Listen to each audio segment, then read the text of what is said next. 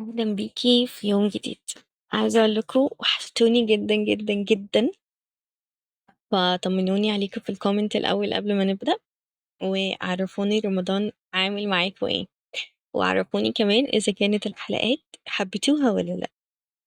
فقبل ما نبدأ كده عايزاكي تسألي نفسك السؤال ده من غير فلترة، من غير تفكير، يا إما تقولي الإجابة بصوت عالي يا إما بينك وما بين نفسك. عايزاكي تسألي نفسك انتي امتى آخر مرة حسيتي بربنا فعلا في صلاتك؟ مش امتى آخر مرة صليتي، لأ، ولا حتى امتى آخر مرة خلصتي فروضك كلها، ولا امتى آخر مرة ما فوتيش ولا فرض. لأ، مش عايزة كده. أنا بقولك امتى آخر مرة دخلتي في الصلاة وخرجتي منها إنسانة مختلفة تماما حتى لو بنسبة بسيطة. امتى آخر مرة وانتي واقفة في قيام الليل كده حسيتي إن قلبك بيتهز وإنك فعلا واقفة قدام ربنا، مش بس واقفة قدام سجادة. امتى آخر مرة وانتي بتسجدي لقيتي نفسك بتعيطي من غير ما تبذلي أي مجهود، دموع نازلة كده من تلقاء نفسها؟ وامتى آخر مرة حسيتي إن وانتي بتقرأي آيات، آية واحدة اللي قريتيها أو سمعتيها خبطت كده في حتة جواكي وانتي عارفة إن ربنا بيكلمك انتي بالذات؟ فلو الإجابة أنا مش فاكرة أو ولا مرة أو من زمان، ما احنا قلنا ما نتكسف وما تكرهيش نفسك.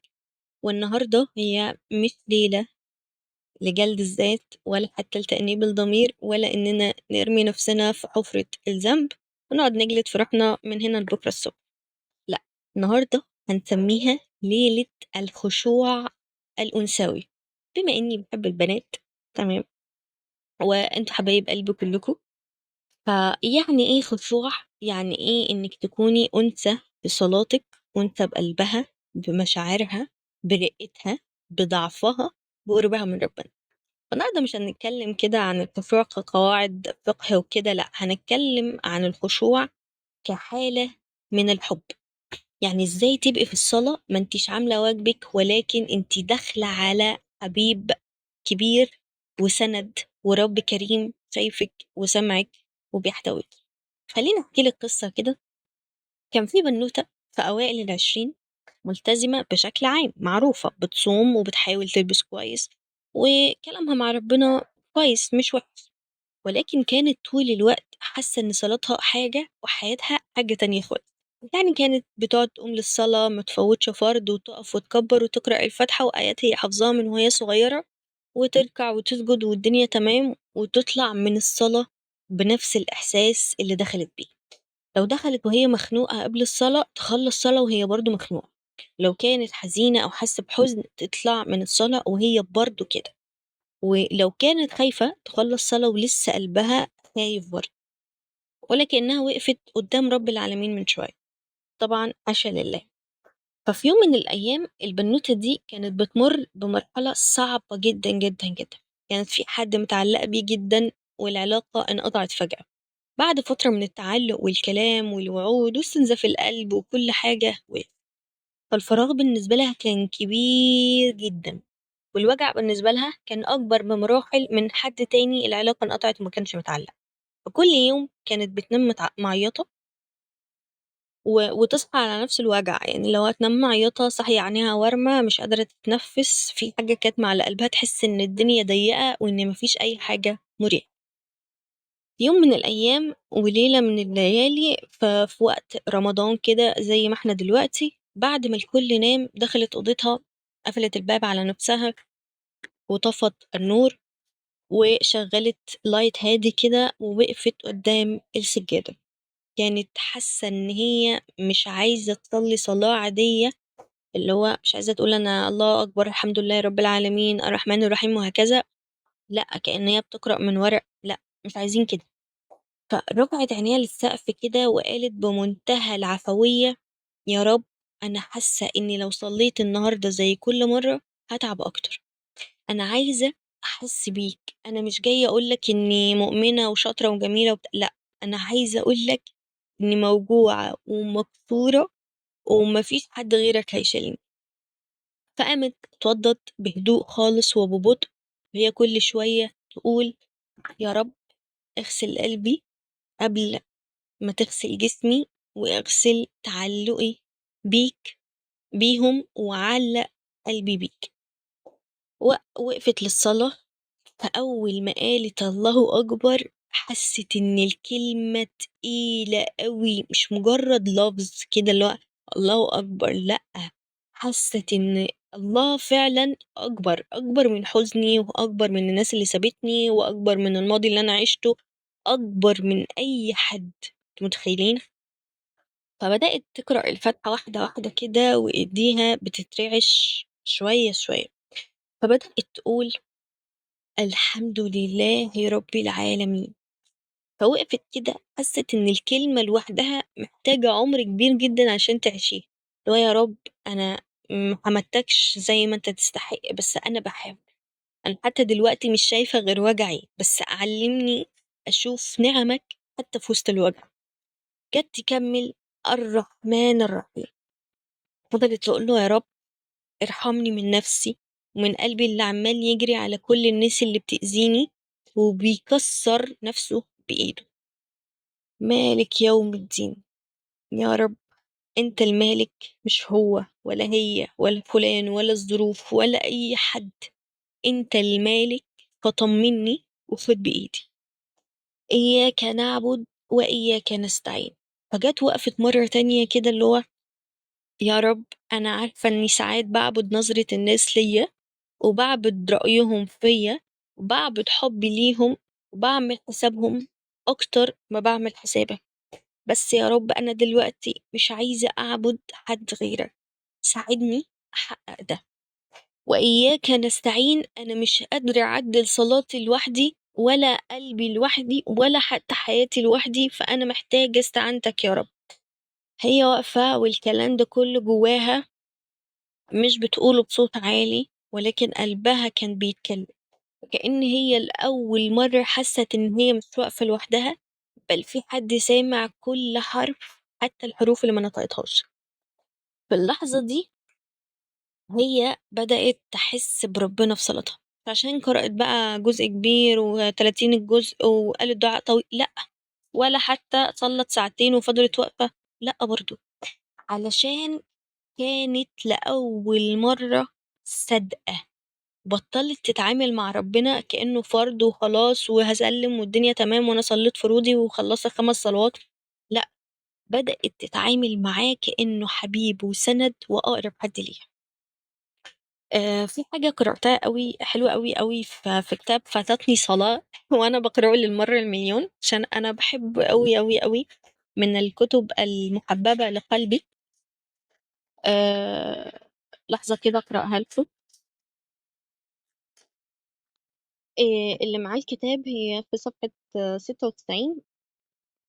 فكان كاتب إسلام جمال كاتب: جعل العليم لنا مكافأة فورية نحصل عليها بعد كل صلاة، تجعلنا ننتظر الصلاة بعد الصلاة، ولسان حالنا أرحنا بها يا بلال. تلك المكافأة هي السكينة، أو بمعنى أدق الإحساس الذي يأتي بعد الصلاة بخشوع. حال النفس بعد صلاة خاشعة وإحساس السكينة والطمأنينة الذي يغمرها هو أفضل إحساس يمكنك أن تذوقه في هذه الحياة الدنيا. العبد الفقير الذي يكتب لك هذه الكلمات لا ينقل لك نظريات أكاديمية لتجريد الواقع، أو أنه يعيش منعزلا لا يدري شيء عن متع هذه الدنيا حتى يتجاهلها كلها. فكي بقى من الحتة دي، فجاي يقول لك إيه بقى: جالست التائبين الذين رجعوا إلى ربهم بعد أن ذاقوا الكثير من متع هذه الدنيا حلاله وحرامه، سألتهم لماذا رجعوا؟ قالوا وجدنا في القرب من الله لذة لا تعادلها لذة. إحساس السكينة بقوة الله القدير يجعلك تشعر بأنك تملك الدنيا بما فيها.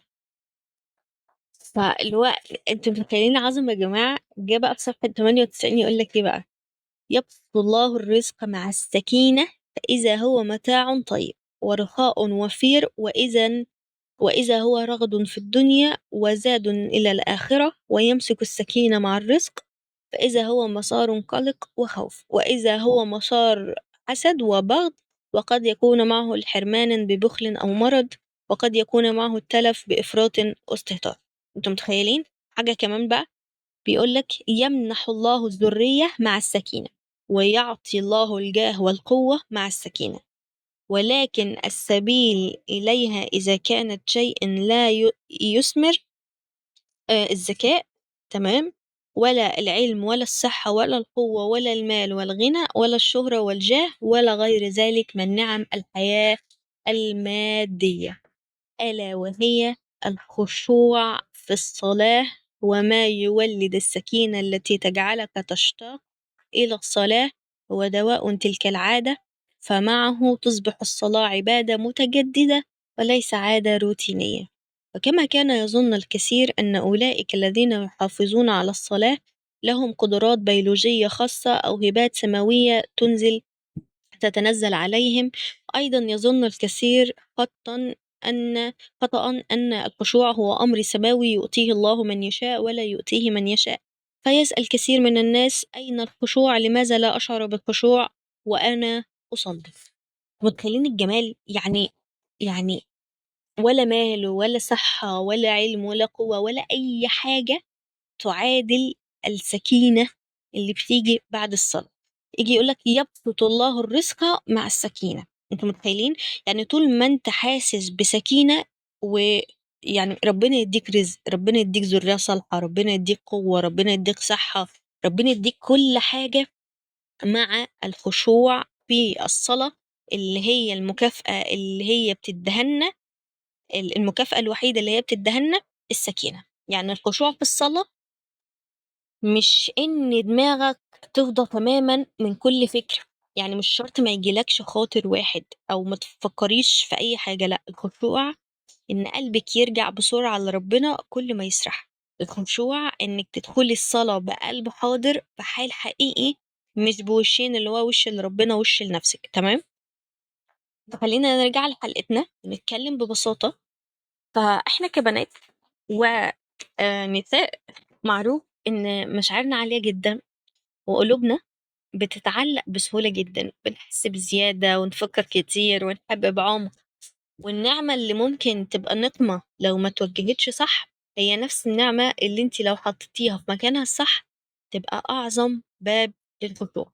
يعني ايه يا حبيبة؟ مش فاهمة حاجة. يعني نفس القلب اللي يعرف يحب حد لدرجة إنه يفتح قلبه ليه 24 ساعة ويركز في رسالته ويستناه ويفرح برسالة منه ويزعل لو اتأخر، نفس القلب ده يقدر يحب ربنا بشكل أعمق بكتير لو عرف الطريق. فالخشوع الأنثوي يعني إني أدخل الصلاة بقلبي الحساس ده مدفنون، وإني أقول لربنا وأنا واقفة أنا موجوعة، أنا فرحانة، أنا محتاجة، أنا ضعيفة، أنا سعيدة، من غير ما أتجمل، وإني أسمح لنفسي أعيط وأتأثر وأحس وارتبط بربنا مش بس كإله يعبد ولكن كرب يحب يحب. فإمتى بتضيع مننا حلاوة الصلاة؟ لما تتحول لروتين آلي، يعني الله عشان أصلي عشان أخلص وأقرأ علشان أعدي، وباسم إن أنا ختمت القرآن وإن أنا البت اللي مفيش مني اتنين والأذكار بقى ومش عارف إيه، فتختفي العلاقة، يبقى بس فيه أوامر ونواهي. لأ، هو ربنا مش عايز منك حركات، لأ هو عايز منك قلب، تمام؟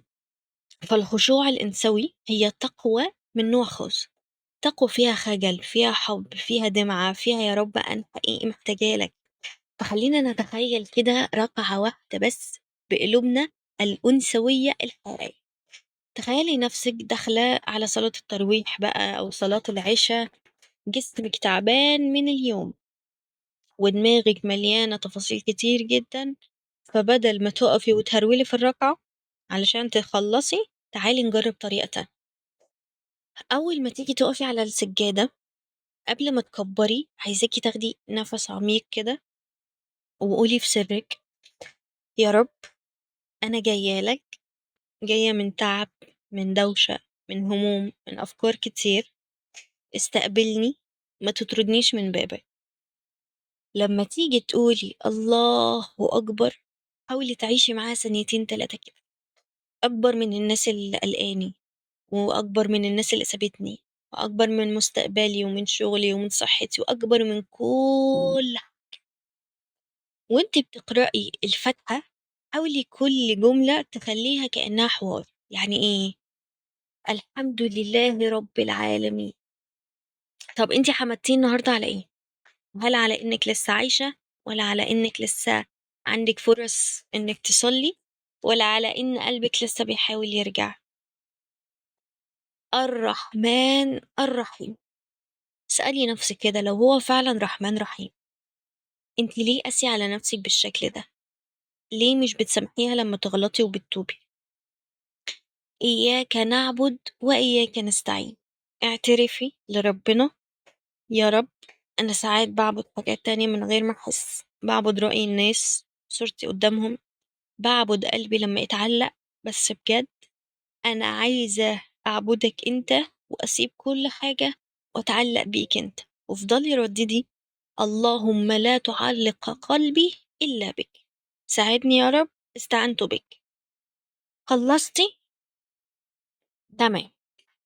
جيتي في الركوع، بدل ما تقولي سبحان ربي العظيم بسرعة كده، بسرعة بسرعة بسرعة، حاولي تقوليها بالراحة 3 مرات ولكن بقلب حاضر. سبحان ربي العظيم، انت العظيم يا رب وانا الصغيرة، انت القوي وانا الضعيفة، انت العالم بكل تفصيلة، وانا احيانا ما بفهمش اللي بيحصل في حياتي. ونيجي بقى في السجود، وهنا السر الخشوع الأنثوي. فطبعا السجود هو أكتر لحظة فيها قرب من ربنا، لأن ربنا بيقول لك أقرب ما يكون العبد لربه وهو ساجد. فحطي جبهتك كده على الأرض أو على السجادة، عايزاكي تحسي بضعفك الكامل قدام ربنا. قوليله كل اللي نفسك فيه، ما تبخليش. يا رب، انت عارف ان انا تعبانة، انت الوحيد اللي عالم باللي في قلبي وعالم نيتي فيها ايه. انت عارف مين كسرني ومين وجعني ومين سابني ومين ظلمني. انت عارف اني ساعات بضعف وساعات بكسل وساعات بنسى.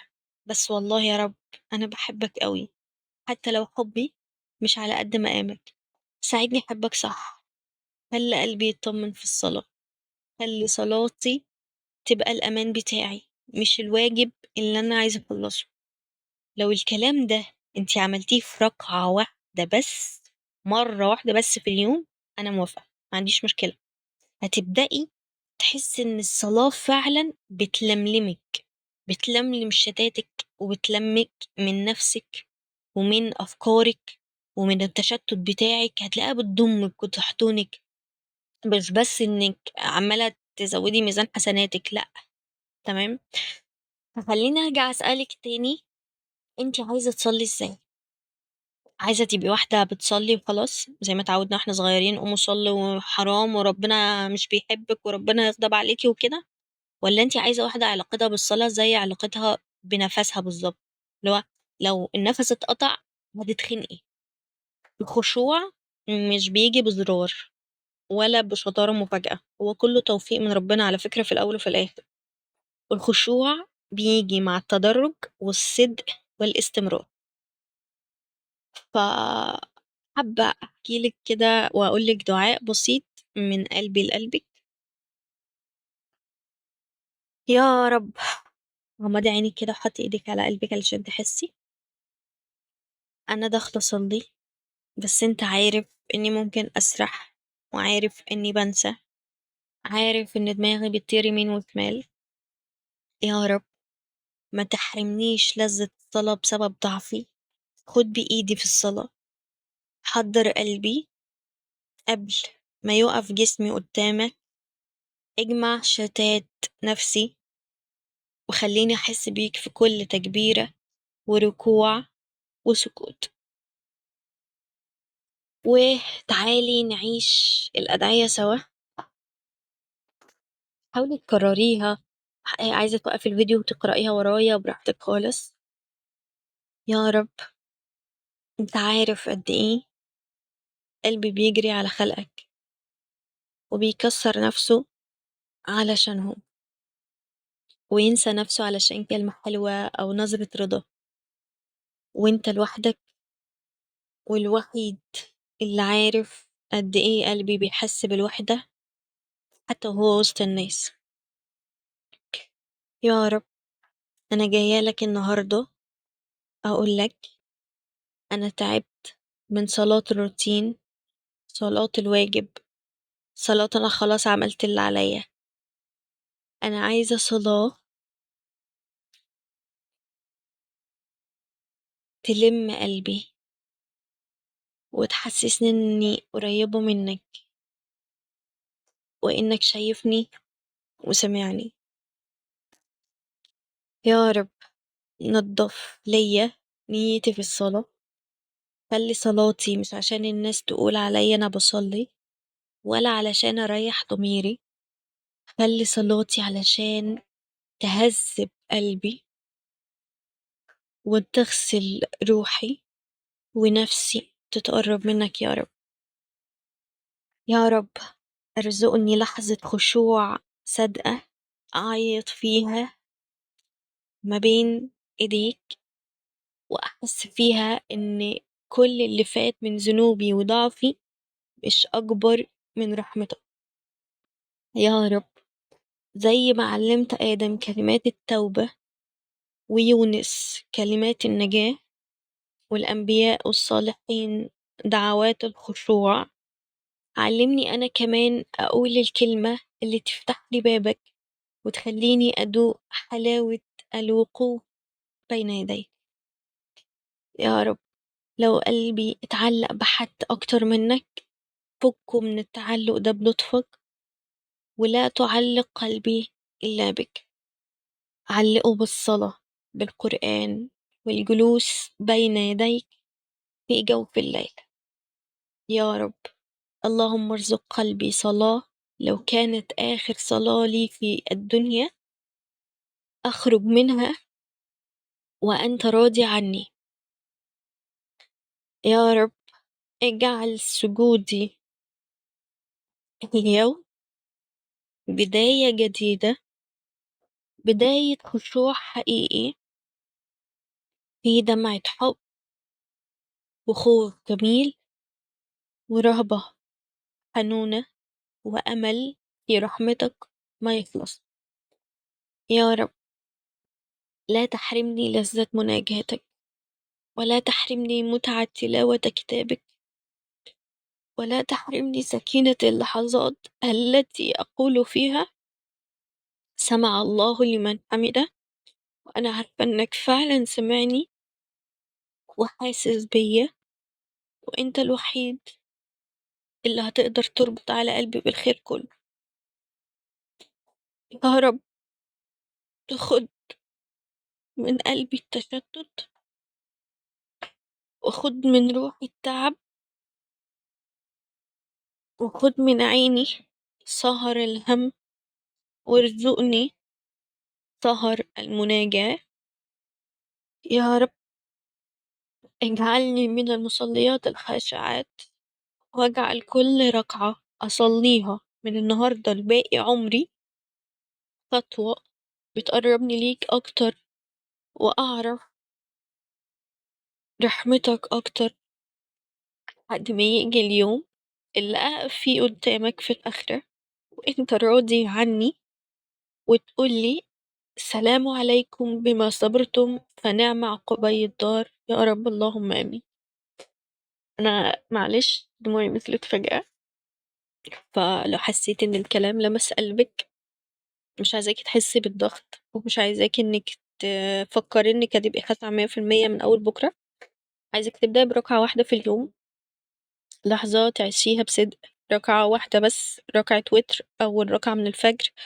قعدي كده سودي واحدة واحدة وافضلي قولي لربنا كل اللي انتي عايزة تقولي وبس كده يا جميلة. دي كانت حلقة النهاردة واشوفك في يوم جديد.